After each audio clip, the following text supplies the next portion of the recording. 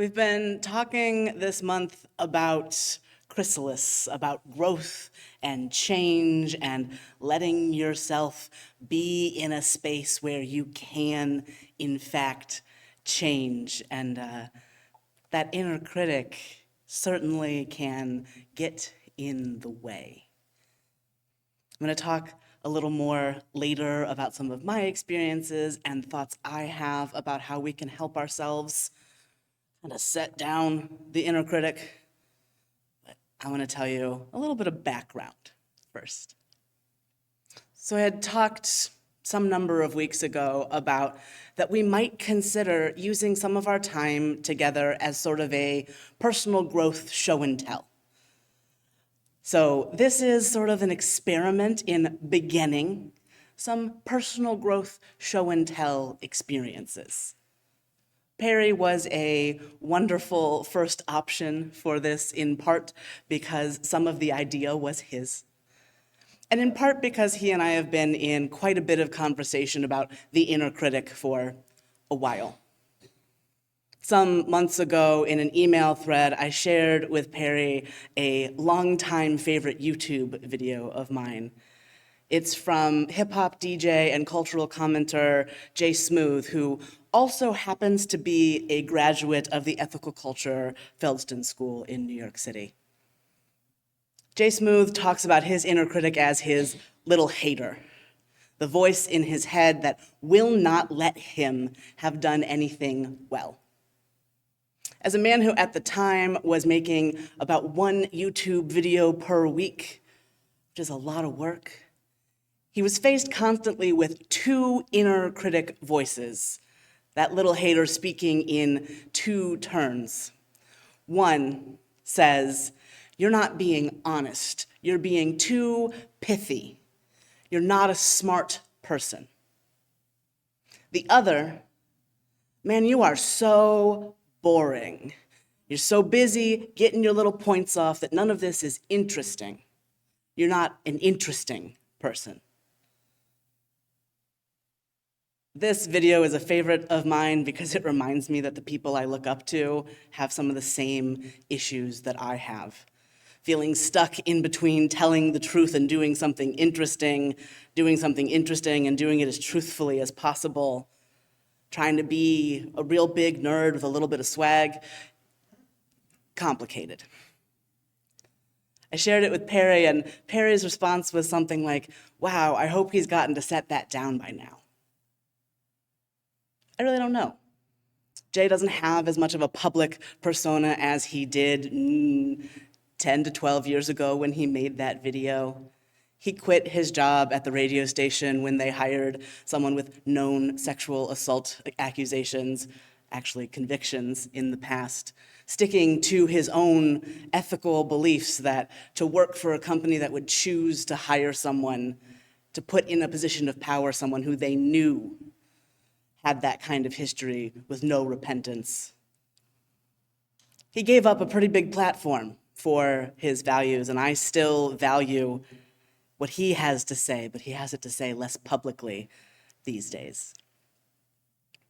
So I've been thinking about my little hater and how loud my little hater was when I was younger and how much quieter they are these days. And well, Perry has a story to share with us, something he's prepared that I think gets us to learn a little bit about what people's little haters can sound like, where they come from, and what you might be able to do about it. So come on up, Perry.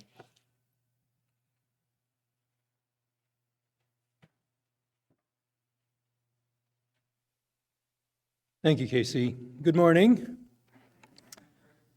So I'm here to tell you about 3 insights I had about myself last summer. The first one feels pretty specific to my own life, but I hope the other 2 will resonate with some of you as well.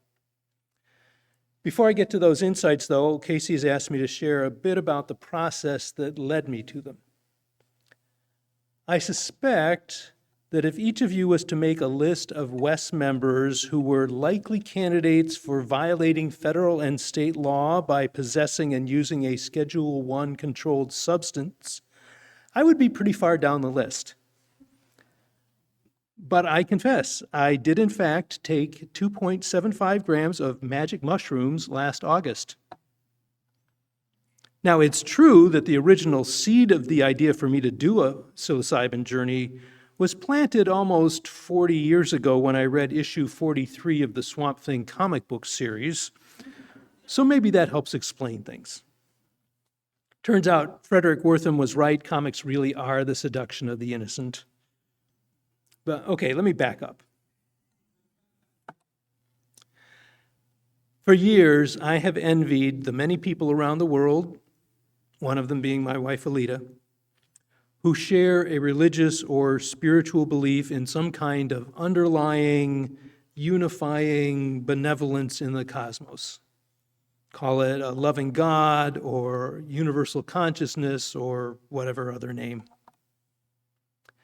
My own view has been more mechanistic, that the universe is fundamentally indifferent to our notions of good and evil, that there's no ethical manifold other than what we create through our own actions. It turns out that that worldview has really deep roots in my lived experience, going back to the very first days of my life. Some of you know that I'm an adoptee, and that before I was adopted at about 6 months old, and before I was placed temporarily with a foster family, I spent my first 4 weeks in the hospital.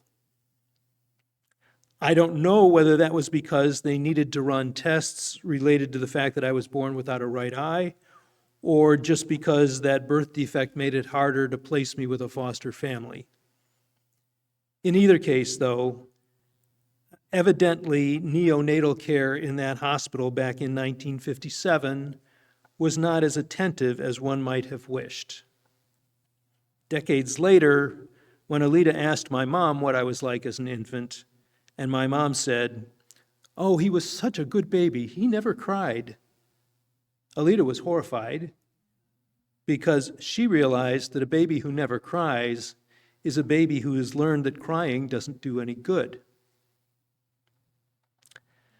So that was the beginning of my subconscious belief that people can't be relied on, that love can be withdrawn, that the world, and by extension the universe, is not a warm, welcoming place. That belief found plenty of additional support over the years. As a child, when our family's stoic model of everyone has something to live with precluded any exploration of feelings I might have had about my being adopted. In junior high, when one of my closest friends died of cancer, on winter break during my freshman year of college, when I discovered that the girlfriend I had connected with just the week before starting school was leaving me for another best friend. And the next year, when she came to the same school I was at and ended up leaving the best friend and moving in with one of my suite mates, whom she ultimately married. Now, to be clear, I am not saying that I've had a particularly high level of disappointment in my life overall. I think the opposite's probably true. But because of my specific circumstances, I believe I am particularly sensitive to feeling disappointed, feeling abandoned when someone leaves my life. So you can see why I've envied people who have a different worldview, who don't get thrown as hard when someone dies or leaves or disappoints them, because they have the reassurance that God loves us all, or we're all part of a cosmic consciousness, or something along those lines. Two things happened in 2022 that got me thinking that maybe I didn't have to just envy those people, maybe I could join them. One was that Alita started reading a book by Michael Pollan called How to Change Your Mind, and then we watched his 4-part Netflix documentary series of the same name. The 4 episodes focused on LSD, psilocybin, MDMA, also known as ecstasy, and mescaline, each one looking at its history, how it came to be criminalized, and how researchers are investigating its potential in therapeutic treatment or spiritual growth. And between Alita starting the book and us watching the series, we happened to visit my multi-talented and extremely impressive niece, Rachel, who turned out to be gung-ho on psilocybin, having taken it multiple times herself. And oh yeah, all this reminded me of that 1985 Swamp Thing comic book, in which a young woman who's about to die of cancer takes a bite of a tuber that had fallen from the Swamp Thing's body and gets a sense of the world as he sees it, as a unified cycle of life in which individual beings come and go, but from which nothing is ever truly lost. As a result, she's able to let go of her fear and dies at peace. Thanks to Michael Pollan and Rachel, it finally dawned on me that that story was probably a reflection of the writer's own experience with actual psychedelic drugs, which made for another bit of encouragement to me. That brings us to 2023, when I found an experienced facilitator/guide to work with, bought some mushrooms here in the district. It's not against the local law here, and had a psilocybin journey. There isn't time for me to go into chapter and verse now on the experience, so let me jump straight to the key question. Did I have the hoped-for encounter with some transcendent universal consciousness or spirit of love? The answer is maybe. What I had wasn't clear enough or powerful enough to make me a believer, but I came away more open to the possibility that such a thing might exist and more comfortable thinking that I could be okay whether it did or not. If that was the end of the story, I wouldn't be up here today.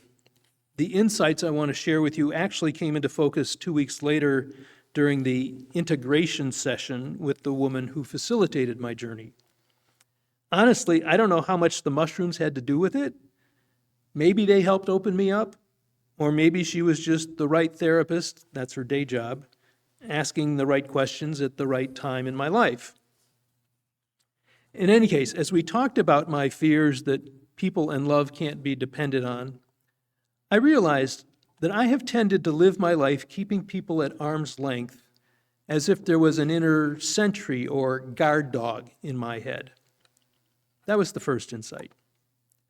The second one was that I had created that sentry, that guard dog, and for a very good reason, to protect myself.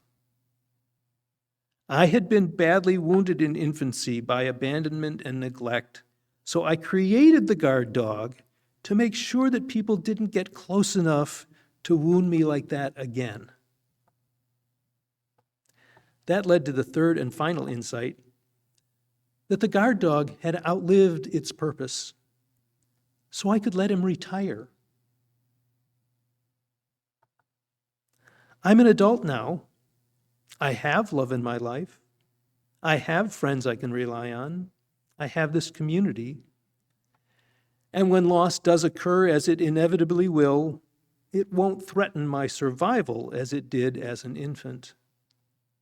So I don't need the dog's protection anymore, and I can say to him, "Thou good and faithful servant, thank you for your years of devotion.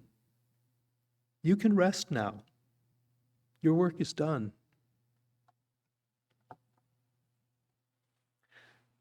So what's different in my life now that I've had those insights? Well, for one thing, I'm up here telling you all this. I shared some of my origin story here years ago in a response period comment in a platform about trust. But this feels like a new level of openness and vulnerability for me. And I think I'm now more open to the possibility of searching for birth relatives. It's still not a high priority for me, and I seem to have enough on my plate these days, but I think I'm less worried about the possibility of being disappointed by finding people who didn't want to be found or who aren't a good fit for me. Now, finally, I will get to the point of how I think this might apply to someone not named Perry Biter. I have to acknowledge right now that as inner voices go, I think I got off pretty easy with my sentry or guard dog. At least it was saying negative things about the world, not so much directly about me. Some of us don't have inner guard dogs. We have inner critics or drill sergeants or mean teachers telling us we're not good enough, we can never be good enough.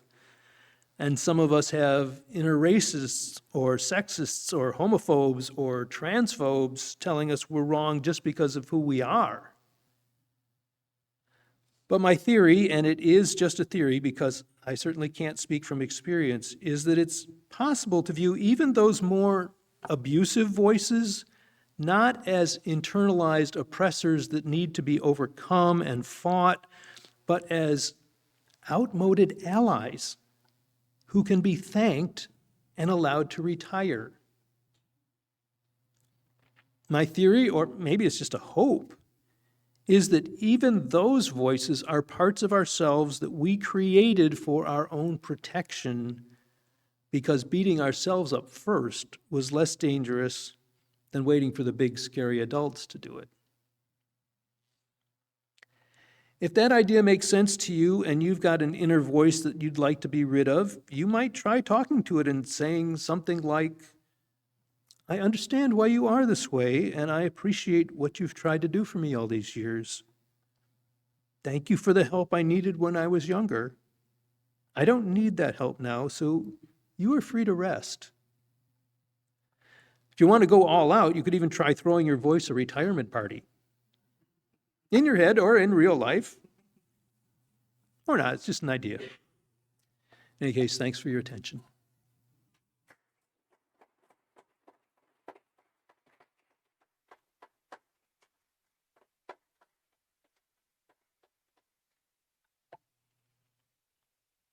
Thank you so much, Perry.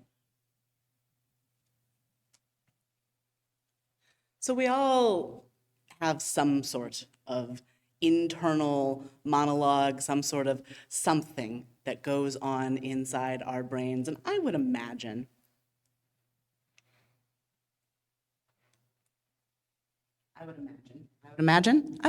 there we go. I would imagine that for many of us, that voice gets pretty negative, or at least has at some point in our lives.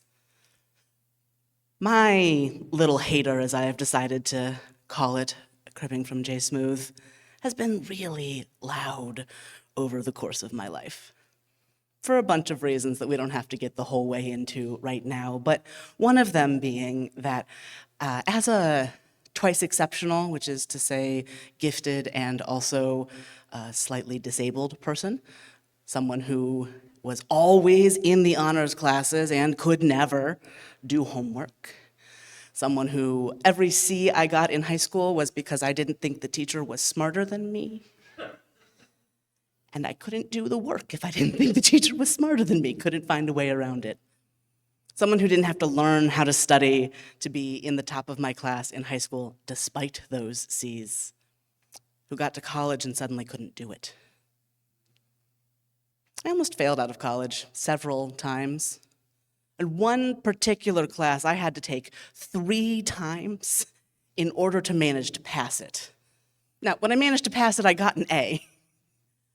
But, long story short, don't do your political science degree in reverse. I had started school as a pre-med biochemistry major, thinking since I was 3 that I wanted to be a doctor. I got to college, I realized that, oh no, I did not want to be a doctor, but I had never thought about doing anything that wasn't science. And so I stayed a biochemistry major, intending to do biochemical research. I knew some people who worked on HIV and AIDS in the biochemistry field, and that was always something I was very passionate about. And then OChem happened. And listen, freshman year chemistry had been really hard for me too, because what everybody else got as a week of review was 1 class of review for me. Because in addition to not having had to learn how to study in high school, I had gone to a pretty bad school in high school. And then I went to Case Western Reserve University, which is one of those things Perry and I have in common.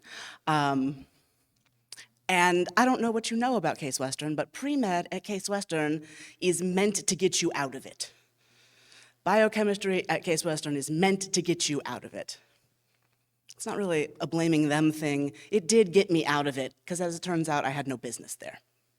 I remember very clearly trying to study with two friends of mine who are now plastics engineers. And they said, well, you just pick the molecule up in your head and turn it around. And I said, I do not. I absolutely do not do that. But if I need to write a paper, I can pretty much just do that. So I wandered around in majors for a while and wound up a political science major, which I did in reverse. I started in actually a 400 level class. I don't know why anyone let me do that. And by the time I was a junior, I was finally taking the intro level classes. This is the wrong time to take intro level classes. And also, intro level classes are hard for me in a way that upper level classes never are. So I took comparative politics 3 times because I couldn't make myself write a paper I didn't think was interesting. I didn't think I had anything new to say about comparative politics, so I couldn't say anything. It took one of the most grizzled and direct professors in the department to sit down and look at me and say, "Do you think we're asking undergrad freshmen to have interesting ideas?" Oh, just write a paper and turn it in. I was so mad at myself. I was so mad at myself, but I did it. And when I finally came to write my senior thesis paper, my undergrad advisor said, if you need to sit down across from me and write it. It took me 2 years to write my senior thesis. It's not supposed to take 2 years.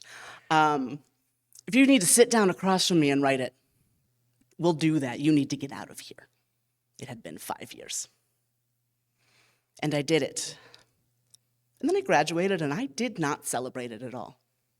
I didn't go to the graduation. There was no real party. My parents barely told anyone about it because it took me 5 years, and I had skipped a grade when I never was in 5th grade. And I was the star child, and suddenly I was not the star child. I did not graduate from college and immediately get a high-paying job. In fact, it took me many years to get anywhere close to the kind of money my parents wanted me to make right out of college. And I hated myself for it. I was so mad at myself, graduated from college in 2010, so mad at myself that when my grandmother died on actually this day in 2011, when I went to her funeral, I was sobbing and I couldn't stop saying that I had failed her because she had died before I had become someone worth being proud of. What a thing to say to yourself. And a friend of mine looked at me, hugged me, and he said, "Casey, tell a better story." I was a little put off by that at the moment. I was wallowing.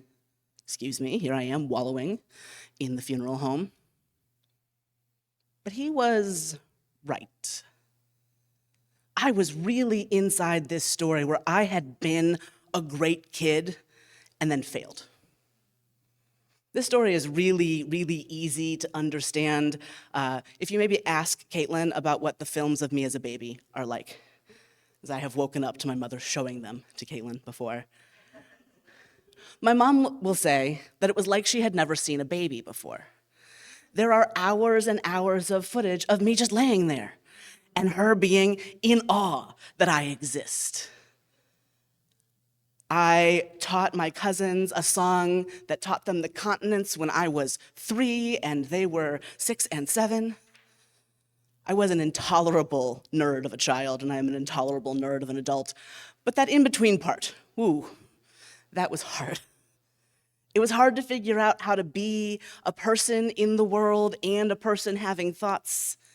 It was hard because what I was thinking was never what other people were thinking. I would like you to imagine the face of one of my political science advisors, a woman named Karen Beckwith, who was one of the founders of the Women in Politics Journal.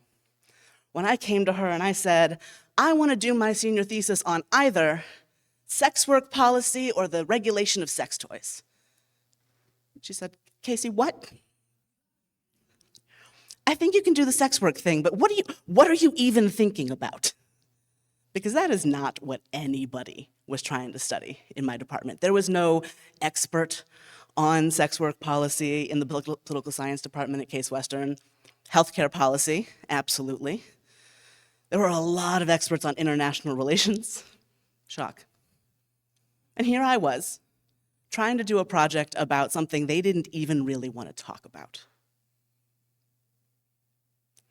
So my grandma dies, and then about 5 months later, I get this job at the abortion clinic.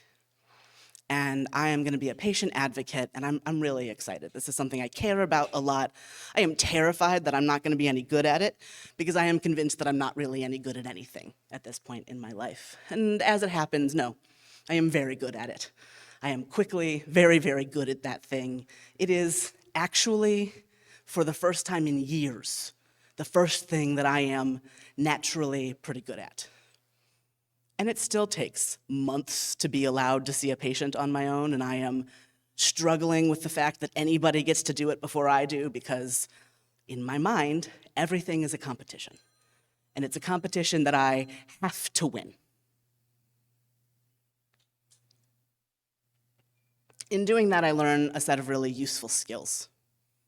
I developed some reflexes, actually. Reflexes that cause me to do things like when the cat meows at me, say, well, what's going on for you right now? Those are actually really good reflexes to have. Because if someone else is behaving strangely in front of you, hey, what's going on for you right now? If you're behaving strangely, hey, what's going on for me right now? And I was able to take those things that I had learned and the way that being in the community of my coworkers at that job made me feel like someone who was not only good at something, but valuable outside of being good at something. My coworkers cared about me just because I was there. It was a remarkable experience. And in that context, where my coworkers cared about me and gassed me up when I was in a good outfit, I did not know how to dress myself then. And I was like trying on things, trying on ways I might look, and when it hit, I would go in and think, oh, you look so good, girl. It was great. Everyone needs that experience. And on Sundays and throughout the week, I was doing volunteer work in the congregation I had joined. And I was finding that if I got up and spoke, people were interested in what I had to say, and that I could connect with people who weren't like me or who didn't look on the surface like me, and learn and grow so much. And it was out of that context that I was able to apply to seminary, to not get into Harvard Divinity School, and actually not feel that bad about it. In part because I could go upstairs and one of the receptionists immediately said, that's their loss. They're gonna find out.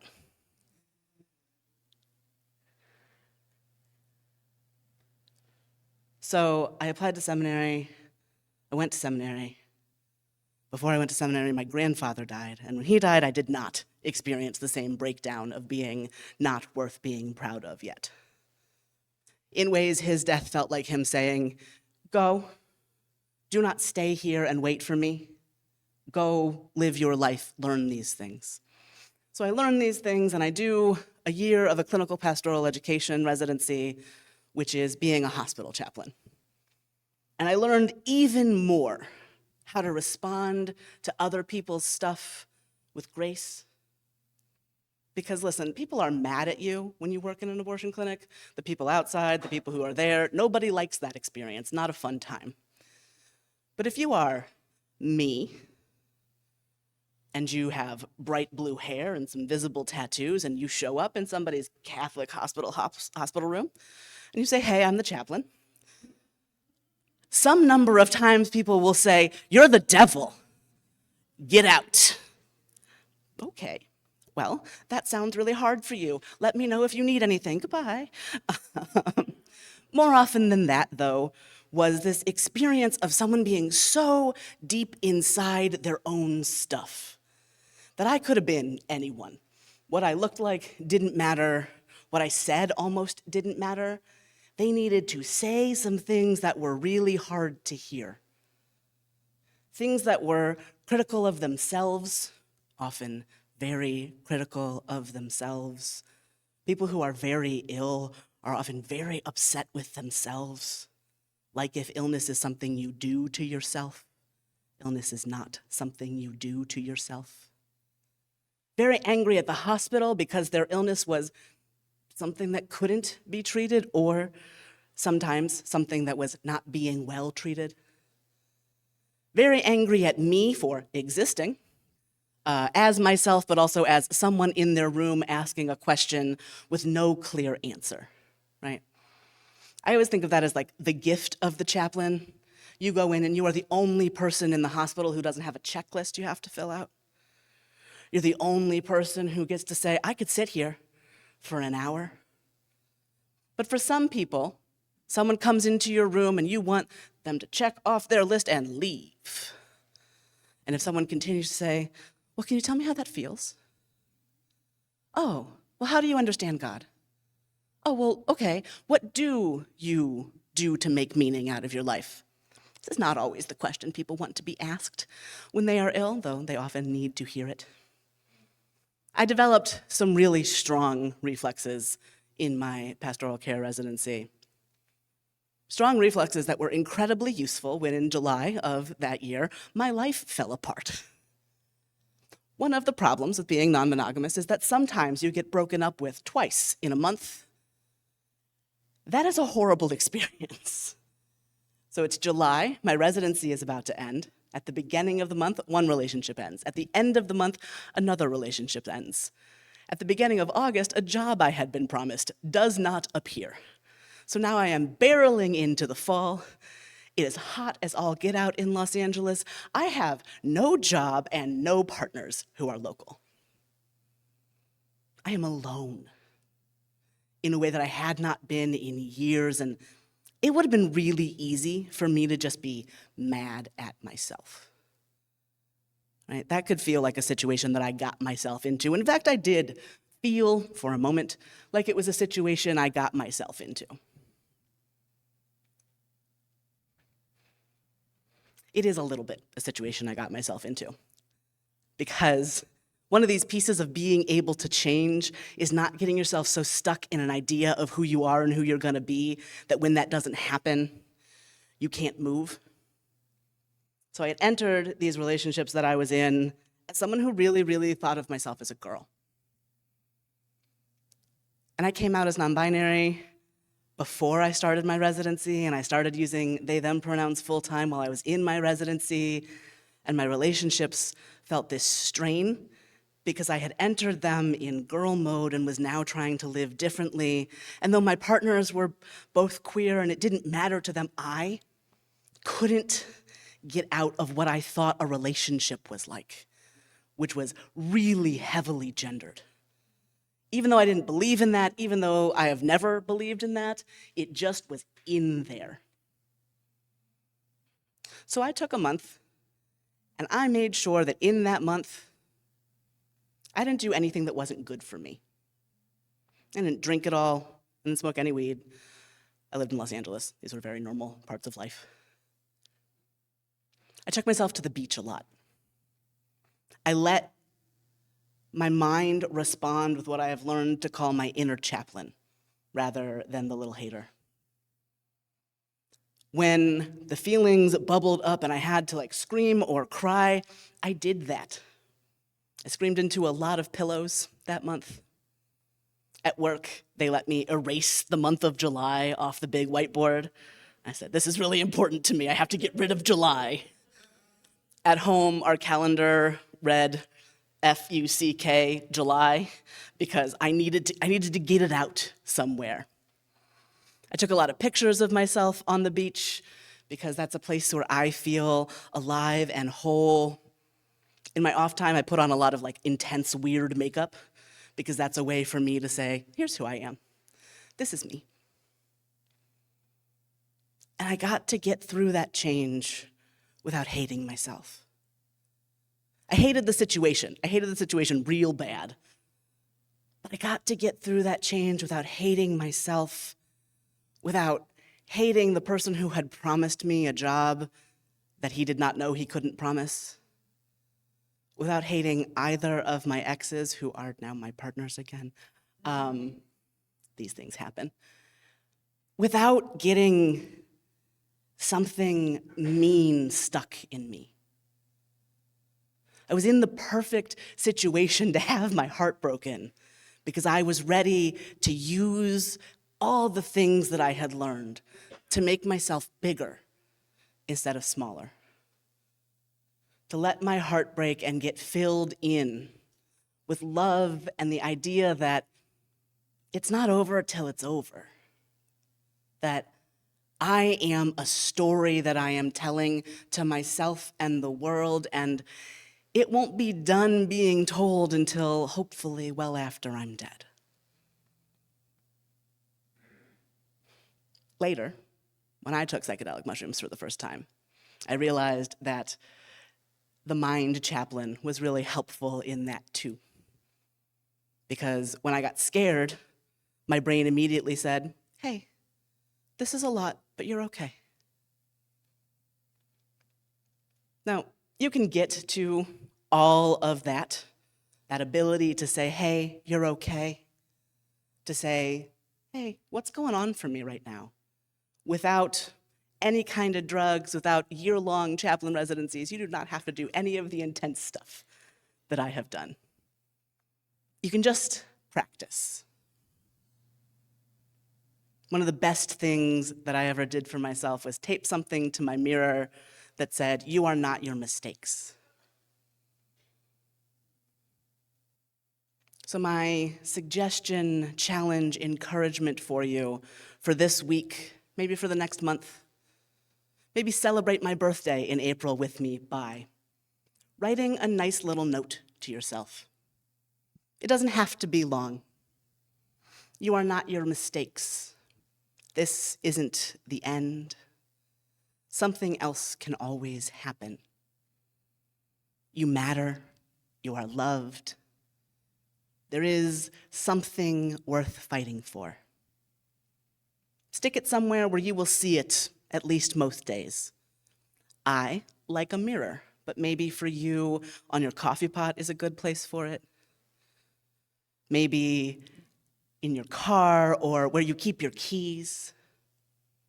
Find somewhere and remind yourself that you are special.